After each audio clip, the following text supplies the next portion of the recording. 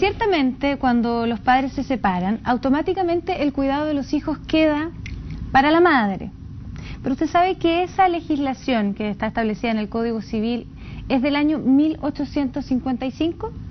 Justamente Amor de Padre es una organización que lucha por cambiar esta realidad. Justamente nos encontramos con su presidente director, él es David Abu Adba, y está con nosotros. Bienvenido. Muchas gracias, Fernanda, por esta invitación y feliz de poder dar a conocer la labor que realiza la agrupación amordepapá.org en nuestro país, en 7 países en Latinoamérica y también en España. Cuéntanos un poco cómo, dónde y cuándo nace esta iniciativa tuya de querer cambiar el Código Civil y además otros cuerpos legales que tengo entendido que va muy bien avanzado, ya pasó a la Cámara de Diputados, se encuentra en la Comisión de Constitución, exacto, por lo tanto, en el Senado. En el Senado, en la Comisión de Constitución del Senado.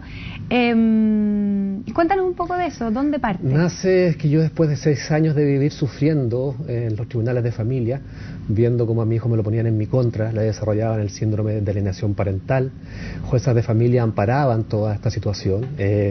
Mi hijo, imagínate que a los 10 años me decía, mátate, suicídate, tú no eres mi papá, me arruinaste la vida. Yo empecé a investigar como buen periodista, googleé la palabra reprogramación, que en una ocasión una abogada me la puso en uno de los escritos que estábamos haciendo, y ahí me encuentro con el síndrome de alienación parental que había sido estudiado por Richard Gardner en Estados Unidos en el año 1985. Y una de las posibilidades para estos niños con síndrome de alienación parental... Expliquemos un poco de qué se trata eso, un poco se establece como maltrato psicológico que puede dar cualquiera de los padres en contra del otro, ¿no? Claro, para indisponer y hacerlo odiar al otro progenitor y a toda su familia. La Organización Mundial de la Salud no lo tiene establecido. No lo tiene reconocido todavía, reconocido, pero sí. Confiamos muchísimo que ahora en la OMS 5 que viene venga ya reconocido, porque es algo que está probado en los hechos, en los tribunales de todo el mundo, que es así. Y hay estudios ya a nivel mundial, en España, José Manuel Aguilar, uno de los grandes estudiosos, ya el síndrome de alienación parental es una realidad que no podemos desconocer y esperamos que la OMS también se ponga al día en esa materia. Tú hablas de que justamente dentro de esta materia están vinculados dos conceptos bastante fuertes, que es el suicidio y el femicidio. A eso iba justamente, eso fue lo que me gatilló a mí cuando me di cuenta que una de las posibilidades de un niño con SAP es que a los 15 años se suicidara.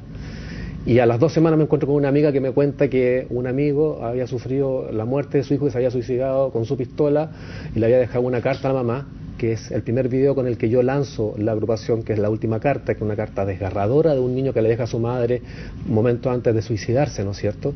Yo dije, a mi hijo no le puede pasar eso.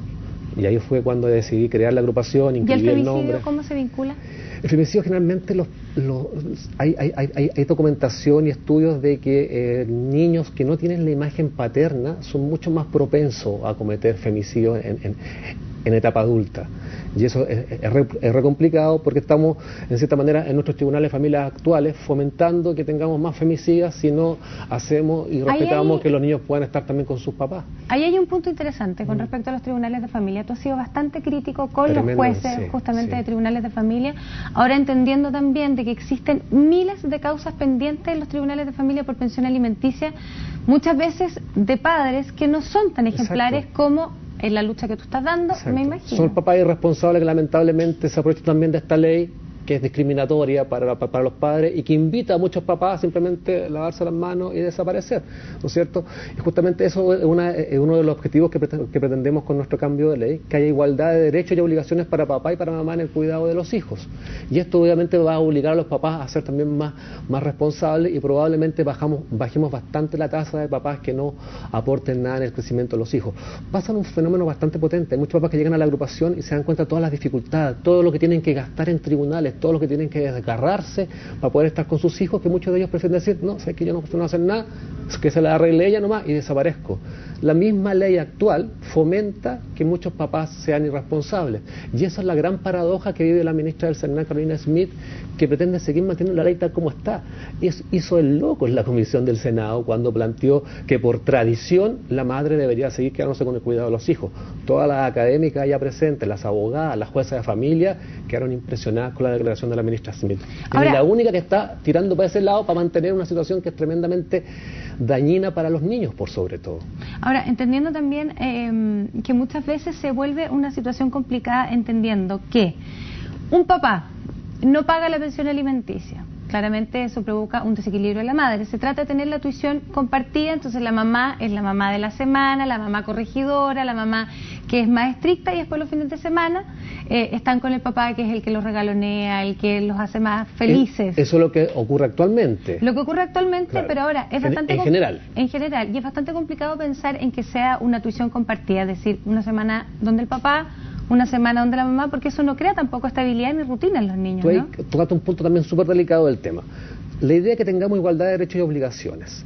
Cómo nos pongamos de acuerdo, cuál es la mejor fórmula, va a variar dependiendo de la pareja. La idea es que partamos de una base de igualdad para que la famosa mediación, que se publicita tanto, no siga siendo un fracaso, un desastre como está haciendo ahora. El 85% de las causas de los casos que llegan a mediación son frustradas, porque claramente es muy difícil mediar entre una mamá que tiene todo el poder, toda la legislación y todo el sistema a su favor, y un papá que no tiene nada de poder. Entonces es muy difícil mediar tiene el poder económico, entre desiguales. Muchas veces. No siempre. Porque siempre. Además hay muchos casos en donde se da cuenta de subterfugios que ocupan justamente para no tener o no declarar digamos, ingresos para no tener que dar una pensión alimenticia determinada. Claro, esos son casos bien excepcionales, pero la ley, como te digo... ¿Y desde esa parte también se están preocupando, amor de papá? Nosotros, claro, esos papás no son partidarios, son parte de nosotros de partida, como te digo, y nuestra ley apunta a la igualdad de derechos y obligaciones para papá y para mamá, que nos pongamos de acuerdo.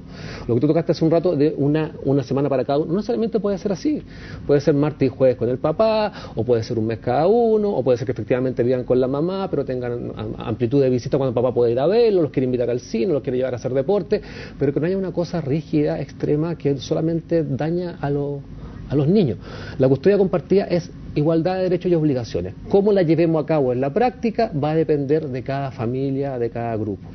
¿Falta, tú crees, en nuestra sociedad entender de que finalmente no son los padres los que se separan, sino las parejas?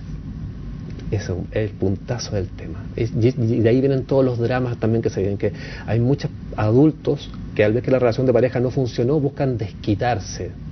Todo lo digamos por el lado de los papás o por el lado de la mamá.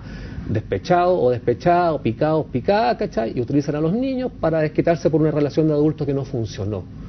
Ellos se pueden haber separado como pareja, pero van a seguir siendo los papás de esos niños. Y ellos tienen que ser responsables de eso. De allí también el trabajo de nuestra ONG que está partiendo. Nosotros como Amor de Papá creamos una ONG que se llama Amor por los Hijos y que busca justamente prevenir que este daño ocurra, que el daño que vivimos nosotros, que el daño que vivieron nuestros hijos, donde tenemos casos de suicidios de papás, suicidios de niños, muerte en los tribunales y jueces indolentes que ganan sueldos millonarios. Coparentalidad y corresponsabilidad parental. Muchísimas gracias, David, por haber estado con nosotros. Fernanda, muchas gracias por haberme invitado y feliz, y un abrazo grande a todos tus televidentes y a las personas que estén sufriendo la injusta separación de sus hijos. Los invitamos obviamente a sumarse a nuestra causa, a integrarse a amordepapa.org, que juntos podemos proteger efectivamente los derechos de los hijos cuando los separan injustamente, ya sea de su papá o de su mamá. Que estés muy bien. Gracias.